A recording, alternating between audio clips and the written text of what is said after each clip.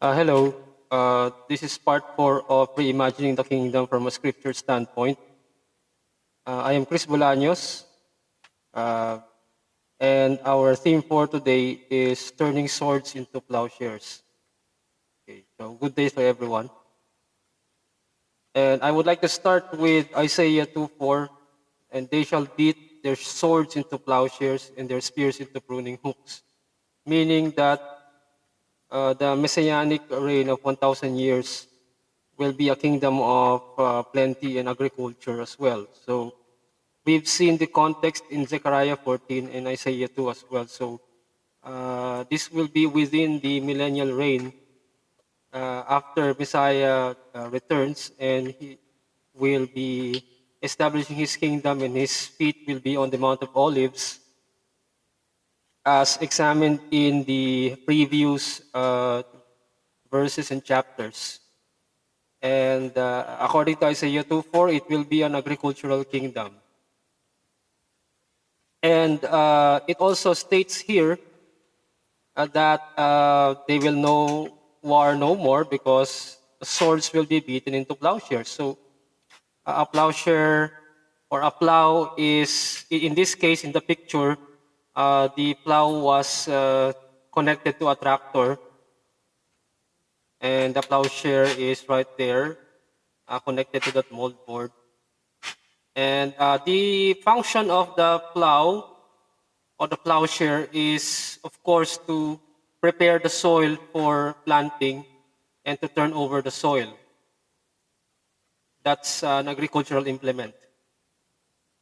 Not only will agriculture be abundant, there will also be a restoration in terms of the cities and the old ways, as it's stated in Isaiah 61, verse 4. And they shall build the old wastes, and they shall raise up the former desolations, and they shall repair the waste cities, the desolations of many generations. And I will not be surprised if something like this will be restored in Jerusalem and elsewhere, like this one. This is what you have in Hebron today. This is called the Cave of the Patriarchs, where Abraham's remains are buried. If you remember Genesis 23, when Abraham was or purchased the land, the cave rather, in order to bury his wife right there in the Machpelah cave. And today it is known as the Cave of the Patriarchs. It's one of probably one of the oldest surviving buildings in that region today, dating back to Herod the Great, right? So something like this, a restoration of old architecture and probably new architecture, so the best of the best, probably in the millennial reign of Messiah. So that is just a sample. According to Ezekiel 47:9 as well, not only will be the land restored or in the cities restored, and agriculture will be abundant, but also there will be plenty of fishing.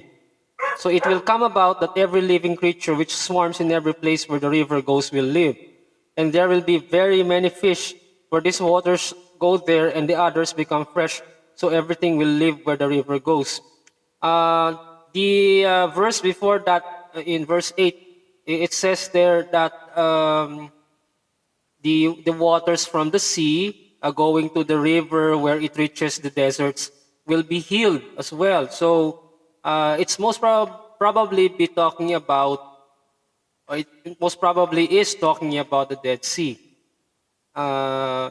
And because the water will be healed, there will be plenty of fish, and it will, of course, reach into the rivers that goes into the deserts. So there will be plenty of fish.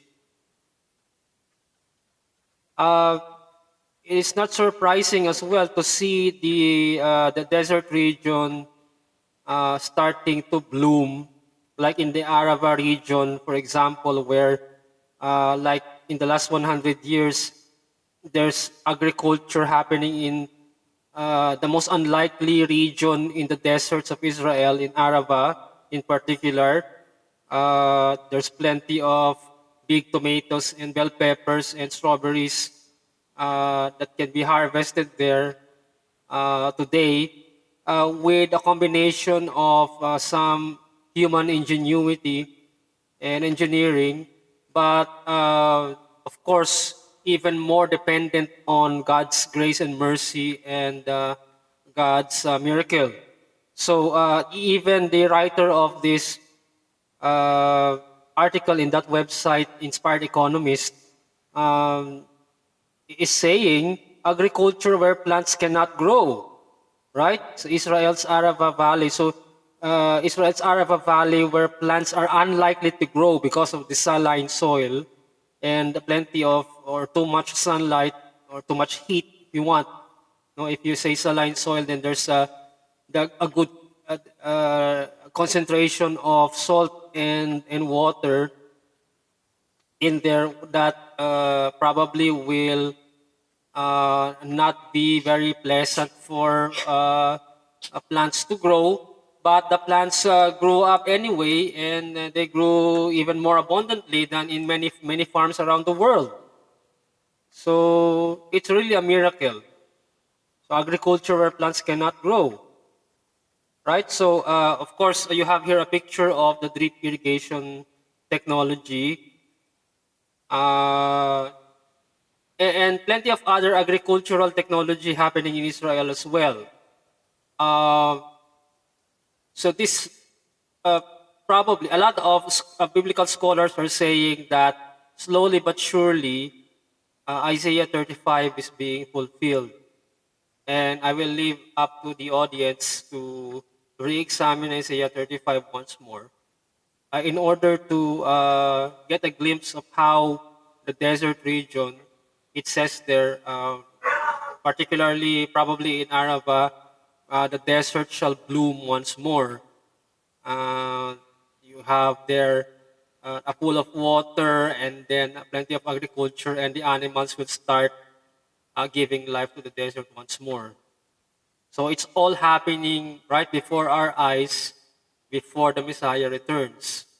Of course, while this is happening, there's plenty of rejoicing for the body of believers, but there's also plenty of tribulations, small tribulations happening before the great tribulation around the world today. You have the pandemic, for instance, where you have pestilence and plague. So that has been predicted as well before the great tribulation. So we probably are already, as I'm recording this video, uh, already in the predicted, as predicted by Yeshua himself, the beginning of sorrows. But plenty of hope as well, because all of the other prophecies, including the restoration of the land and the people, and even the waters of Israel, they're happening before us. So while there are tribulations, small and great, there are also there's also a glimpse of hope and a greater hope coming with the coming of Mashiach.